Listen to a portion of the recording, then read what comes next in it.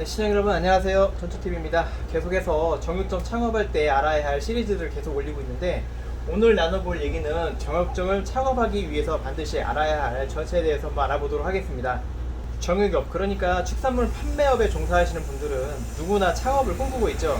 오늘은 정육할 때 어떠한 창업 절차를 거쳐야 되는지, 또 필요한 서류는 무엇인지, 또 어디 관할 고서는 어딘지에 대해서 자세하게 한번 알아보도록 하겠습니다. 정육점 창업할 때 알아둬야 될 것은, 내가 하고자 하는 매장이 신규 매장을 오픈하는 거냐, 새로 뚫는 거냐, 아니면 기존에 있던 매장을 인수인계를 받느냐, 이게 가장 중요합니다. 여기서 로드샵이거나 또 마트 내 정육 코너는 상관이 없습니다. 무조건 신규 매장이냐 기존 매장이냐, 이것이 가장 중요한 기준이 됩니다. 정육점을 창업하기 위해서 제일 먼저 해야 되고 또 갖춰야 될 것이 축산물 신규 위생교육을 반드시 먼저 받아야 됩니다. 이유는 신고필증을 받기 위해서는 축산물 신규 위생교육을 받았다는 교육 증명서가 필요한데, 그렇기 때문에 위생교육을 제일 먼저 받아야 됩니다. 6시간 교육이고 원칙상 오프라인 교육입니다. 근데 지금 코로나 때문에 약간의 변동이 있어서 몇몇 기관에서는 온라인으로도 이게 가능하다 하니까 한번 찾아보셔서 온라인 강의를 이용하시면 될 것 같고요. 식약처에서 승인한 지정 기관에서 교육을 받으실 수 있는데, 해당 교육기관 사이트에 들어가셔서 일정을 확인하시고 내가 창업하려는 날짜와 또 이 교육기관 일정을 잘 맞추셔서 처음 신고필증 받을 때 교육 이수증이 없어서 받는 불이익을 받지 마시고 반드시 축산물 신규 위생교육을 제일 먼저 받는 게 첫 번째 순서입니다. 이제 축산물 신규 교육을 이수를 하셨다면 신고필증을 발급을 받으실 수가 있는데, 여기서는 신고필증을 받기 전에 먼저 생각을 하셔야 될 부분이 있습니다. 이 식육을 판매할지, 그러니까 정육점 고기만 판매할지, 아니면 계란을 취급을 할지, 아니면 양념육을 즉석에서 가공해서 취급할지 먼저 생각을 하시고 신고필증을 받으러 가셔야 됩니다.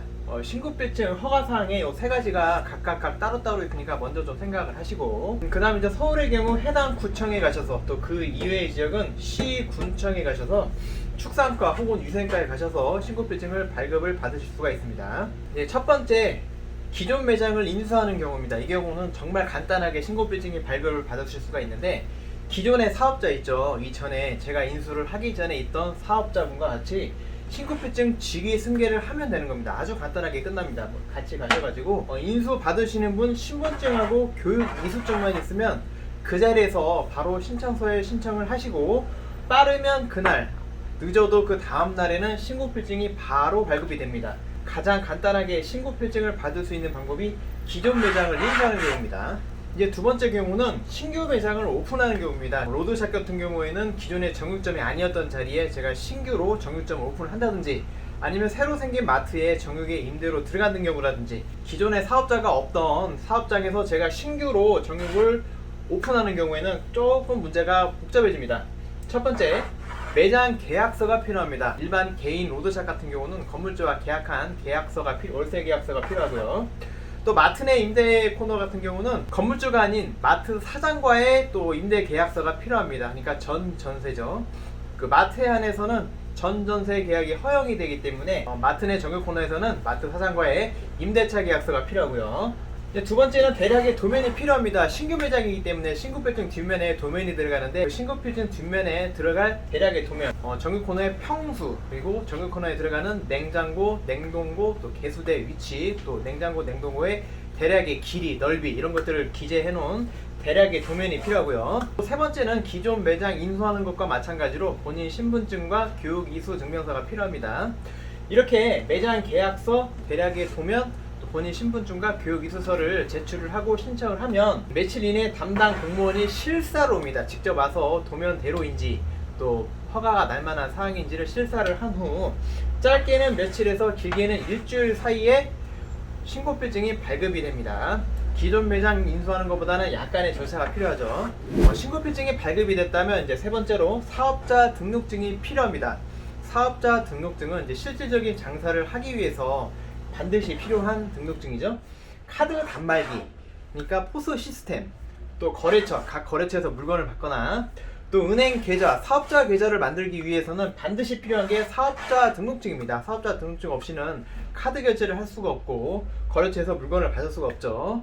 카드 결제가 안 되니까 또 카드사에서 내 통장으로 입금이 안 되고, 그렇기 때문에 반드시 사업자 등록증을 발급을 받으셔야 됩니다. 사업자 등록증을 발급을 받기 위해서는 해당 구, 군, 세무서에 가셔서 발급을 받으셔야 되는데 이때 준비해야 될 서류는 본인 신분증하고 신고 필증만 있으면 됩니다. 여기서 교육 이수증은 필요치 않아요. 신분증과 신고 필증만 있으면 사업자 등록증을 발급을 받으실 수가 있습니다. 사업자 등록증을 발급을 받기 전에 먼저 좀 생각을 하셔야 될 게 있습니다. 부가가치세 면세 사업자로 발급을 받을 것인지 아니면 일반 과세로 발급을 받을 것인지 미리 좀 생각을 하셔야 되는데, 부가가치세 면세 사업자는 글자 그대로 부가가치세가 면세가 된다는 얘기입니다. 우리 식육 품목은 부가세가 면세되는 품목이기 때문에 이 부가가치세 면세 사업자를 발급을 받으실 수가 있는데, 장점은 세무신고가 1년에 한 번밖에 없다는 겁니다. 일반 과세는 1년에 2번인데 세무신고가 상당히 귀찮죠. 이 귀찮은 세무신고를 1년에 한 번만 할 수 있다는 거. 또 각종 세무 혜택이 조금 있습니다. 부가세가 일단 면세가 되고요. 중고차를 팔아도 사업자가 있으면 부가세 10%를 내야 됩니다. 이러한 부가세가 면세가 되는 각종 세무 혜택이 있고, 단점은 식육만 처리가 가능하다는 겁니다. 정육점에서 파는 고기, 그러니까 소, 돼지, 닭고기만 식용만 판매가 가능하고, 매장에서 가공해서 만드는 양념육이나 가공육들, 오리, 훈제나 햄 이런 것들은 취급을 하실 수가 없습니다. 두 번째는 일반 과세입니다. 일반 과세의 장점은 우리 정육 품목을 식육 이외에 또 즉석 양념이나 또 가공육, 햄이나 오리, 훈제 같은 가공육을 포함시킬 수가 있어서 품목을 좀 넓게 다양하게 판매를 할 수 있다는 장점이 있고, 단점은 아무래도 세무 신고를 연 2회 해야 된다는 것, 또 부가세를 신고해야 된다는 상당히 귀찮은 단점이 있죠.